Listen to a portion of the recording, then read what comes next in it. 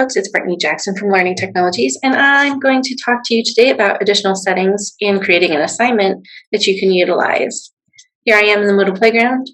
I have to come up here as always and click on this little green edit button. Once it's red, I've got the crosshairs and the edit features around here. So now I know I can edit my course. So I'm going to come down here and I'm going to act as if we've already created an assignment, which if you look at the adding an assignment video, you can follow those instructions. There we'll start with add an activity or resource.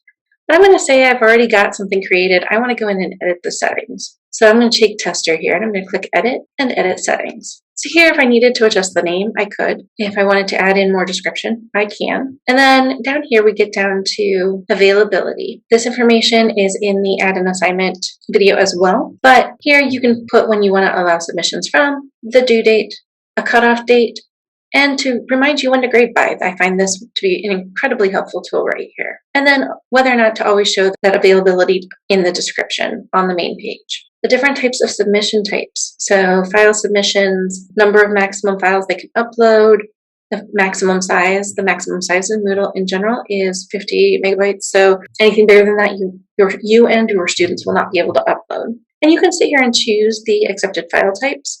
I tend to go all file types unless there's something very specific. If I need them to be doing an image or a presentation, then I might change and have them be able to submit like a .ppt, pptx, things like that. So I'm going to choose all file types so they can add anything they want.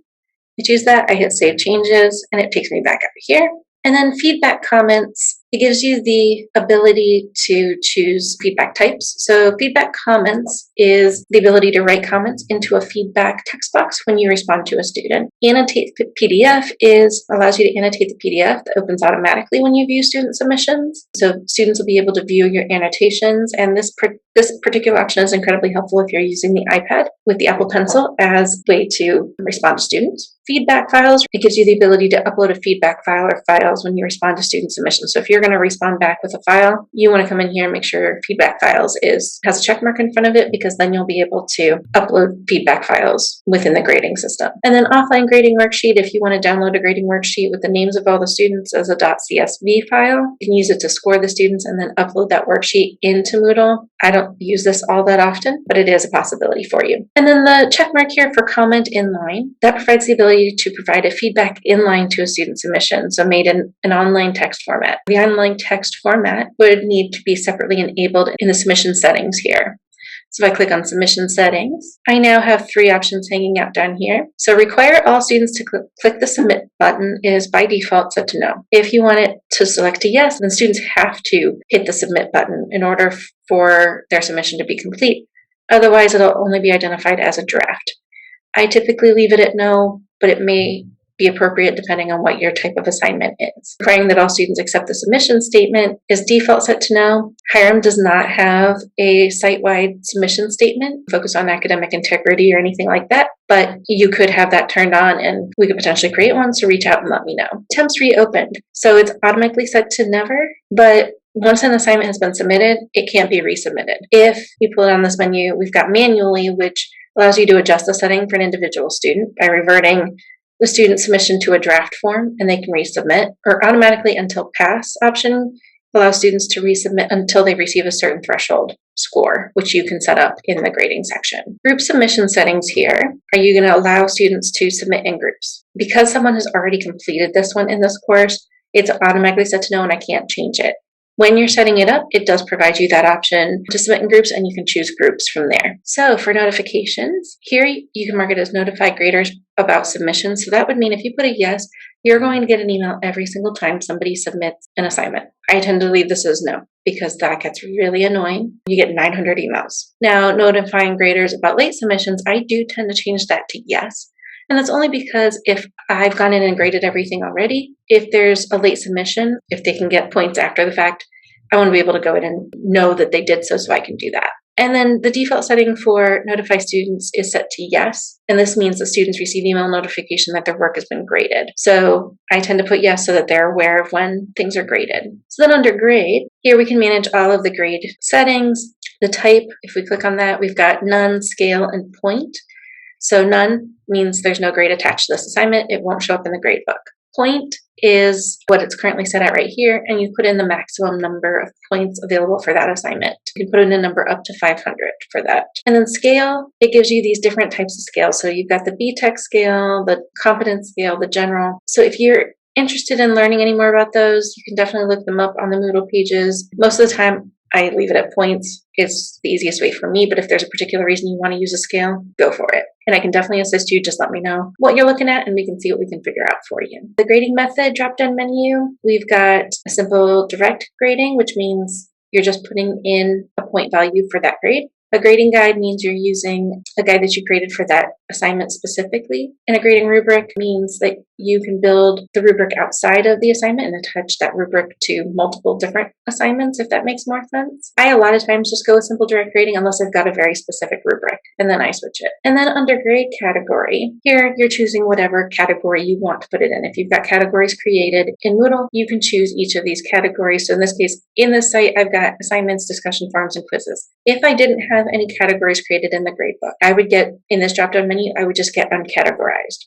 To add a grade category, you do need to go into the gradebook and do that. So there are instructions on how to do that in the gradebook section here in Moodle. You can mark a grade to pass. So having to have the grades highlighted in green if it's a pass or red if it's fail. In the gradebook, I don't typically do anything with this. I don't typically turn on blind grading. If it's marked as no, you can identify who the author of the submissions are. If you mark it as yes, you hide the identity of the student. But once any student has submitted or a grade has been awarded, it can't be changed. So you can see that somebody's done something in here, so we can't change that right now. Hiding the grader identity from students, again, default is no. I don't typically change this, but it would allow you to hide your identity if there's multiple graders in the course, but most cases that's not necessary. And then using a grade workflow, so the automatic is no, and it means student grades are released one by one as they're recorded. If you chose yes, grading allocation, the default is no. And if you enable it, you can then assign the role of grading specific students to different graders in the course. Again, that's only if you have multiple graders. Under common module settings, the availability automatically set for show on course, but you can choose to hide it from students, at least initially, if you're not quite ready to take it live, but you've got it in there and you want to be working on it. I normally just choose hide from students. You can also make it available but not have it be shown on the course page. I, again, tend to just leave it at show unless I'm still working on creating that particular assignment, and then I go in and fix that. You can also choose groups and choose separate groups or visible groups, and the grouping you can choose by whatever groups you set up, which there's something in the Moodle section here that you can go and figure out how to set up groups, and you can also reach out to me with any questions there. Restricting access. So you can restrict access by having them have to have completed another activity in order to access this assignment. You can do it by date. You can do it by a specific grade on another assignment. You can do it by group and groupings like we talked about, and you can do it by specific person or by a few other complex logic options that you have available to you. Activity completion, because someone has submitted something, this can't be changed for me right now unless if I click unlock, it's going to delete any of their completion state and it could cause confusion. So it gives you this nice little display message about that. But in here, activity completion, complete tracking, I normally leave it as students can manually mark the activity as completed. The only time you might want to make it show activity is complete when conditions are met is if you want to restrict access on another assignment, then it'll automatically mark it once they meet certain requirements. There's also do not indicate activity completion. So if you don't want anything to show, you can have that show up. And here you can choose the expected completed date too. We click on tags. It allows you to connect to different types of content or activities in this assignment.